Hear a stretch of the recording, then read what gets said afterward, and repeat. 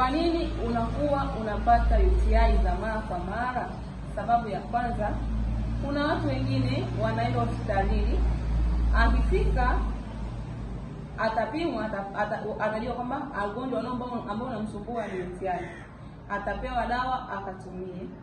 Dozi inakuwa imeandikwa siku 5, lakini yeye anatumia siku 2 au siku 3, kwa vile tukapata nafuu anaacha.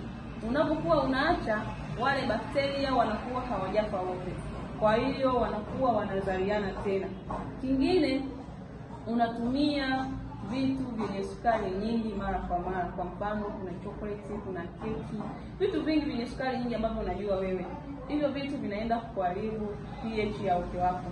Kingine, hali yako ya kujisafisha ukeni. Unajisafishaje?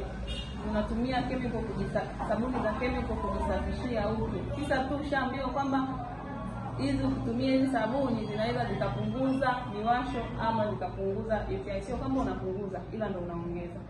Kama hujanifuata, nifuate. Pia unaweza ukalike hii video kama umeipenda, ukashare na ukacomment pia. Karibu.